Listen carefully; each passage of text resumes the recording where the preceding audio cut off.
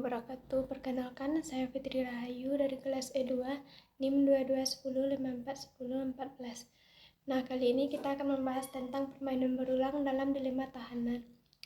Permainan berulang sendiri adalah model yang berguna untuk memahami bagaimana orang berinteraksi satu sama lain dalam situasi di mana ada insentif untuk berkolaborasi dan berbohong. Model ini telah digunakan dalam mempelajari berbagai fenomena seperti negosiasi dalam masyarakat, kerjasama, dan evaluasi dalam norma sosial. Dalam dilema tahanan, setiap pemain akan memutar permainan beberapa kali dan dapat memilih untuk berkolaborasi atau berbohong.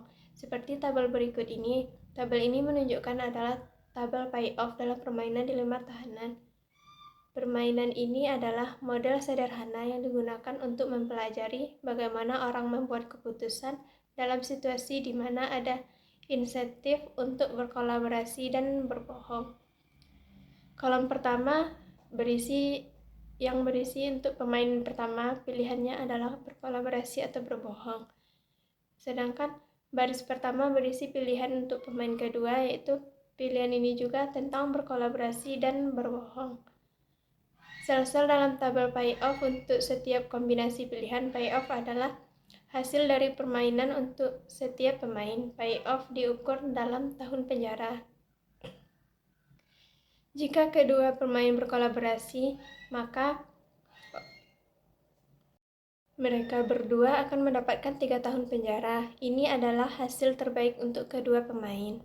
Kemudian, jika pemain 1 berkolaborasi dan pemain 2 berbohong, pemain 1 akan mendapatkan 1 tahun penjara dan pemain 2 akan mendapatkan 25 tahun penjara.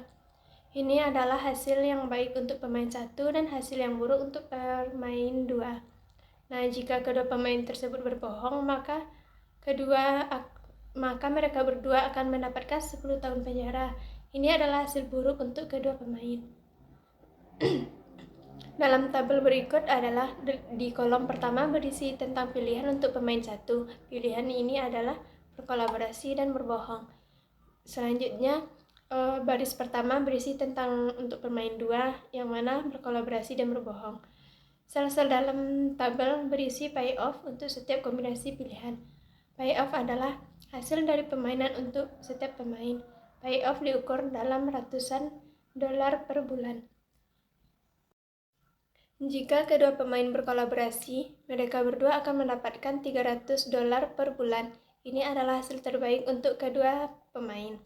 Nah, jika pemain 1 berkolaborasi dan pemain 2 berbohong, pemain 1 akan mendapatkan 216 dolar per bulan dan pemain 2 akan mendapatkan 360 dolar per bulan.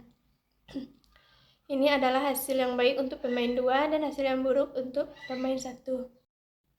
Jika pemain 1 berbohong dan pemain 2 berkolaborasi, pemain 1 akan mendapatkan 360 dolar per bulannya dan pemain 2 akan mendapatkan 216 dolar per bulan. Ini adalah hasil buruk untuk pemain 2 dan hasil yang baik untuk pemain 1. Jika kedua pemain berbohong, mereka berdua akan mendapatkan 288 dolar per bulannya. Ini adalah hasil yang buruk untuk mereka berdua. Nah, tabel ini menunjukkan untuk pemain dilema tahanan berulang dengan 2 putaran. Pemain dilema tahanan berulang tersebut dapat dimainkan dengan berbagai jumlah putaran. Payoff adalah tabel yang dapat diukur dalam unit apapun, seperti ratusan dolar per bulan, tahunan, penjara, atau poin. Dilema tahanan berulang, permainan dapat menggunakan formula PV untuk menghitung nilai sekarang dari aliran kas yang mereka harapkan.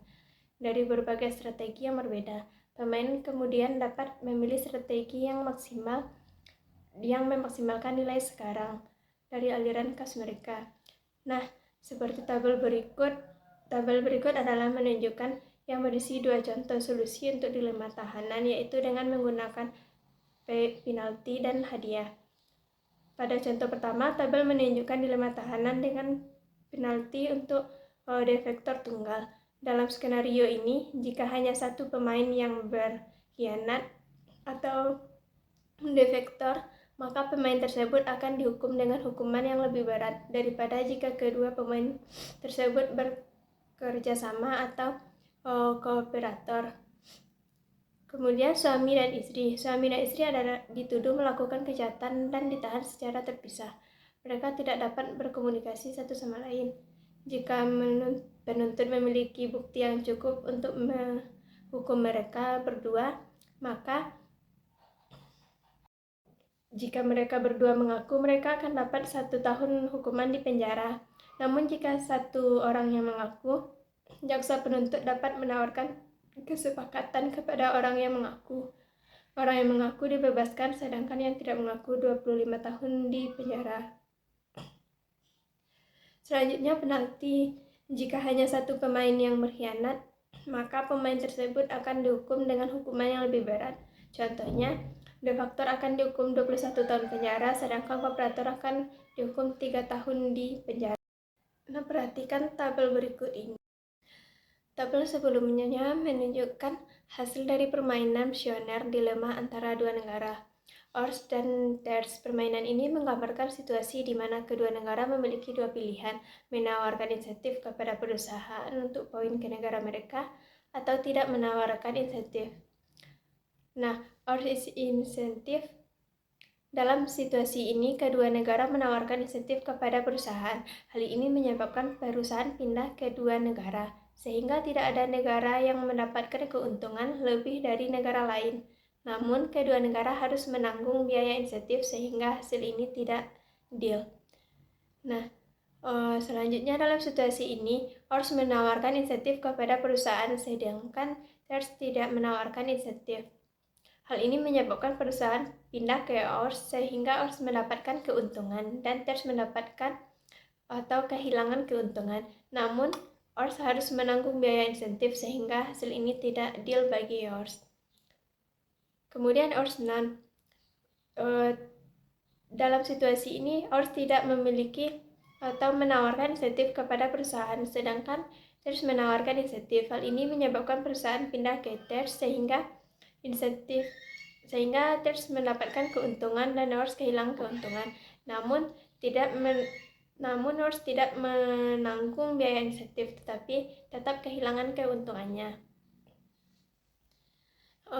Kemudian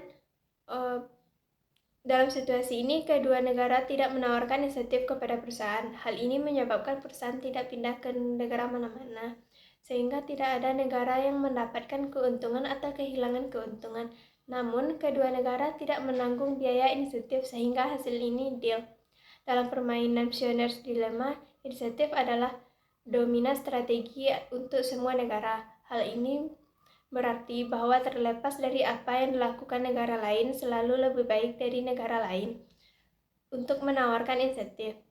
Nas equilibrium dalam permainan ini adalah di mana setiap negara memilih strategi terbaiknya, dengan asumsi bahwa negara lain tidak akan mengubah strateginya. Dalam kasus ini, nas equilibriumnya adalah kedua negara menawarkan insentif. Dilema, meskipun menawarkan insentif adalah strategi terbaik bagi setiap negara secara individual, hal ini tidak ideal bagi kedua negara secara kolektif. Jika kedua negara tidak menawarkan insentif, maka mereka berdua akan lebih baik. Hal ini karena mereka akan menanggung biaya insentif dan perusahaan tetap akan pindah ke kedua negara. Solusinya, ada beberapa solusi potensi untuk Pioneers Dilemma, termasuk kesepakatan kedua negara tersebut yang dapat sepakat untuk tidak menawarkan insentif. Hal ini akan membutuhkan kerjasama dan kepercayaan antar negara.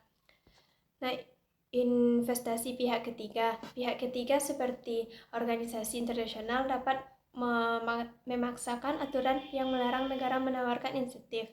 Kemudian perubah struktur permainan sehingga menawarkan insentif menjadi strategi terbaik di setiap negara tersebut. Nah, itu adalah pembahasan dari permainan berulang dalam dilema tahanan. Sekian yang dapat saya jelaskan. Assalamualaikum warahmatullahi wabarakatuh.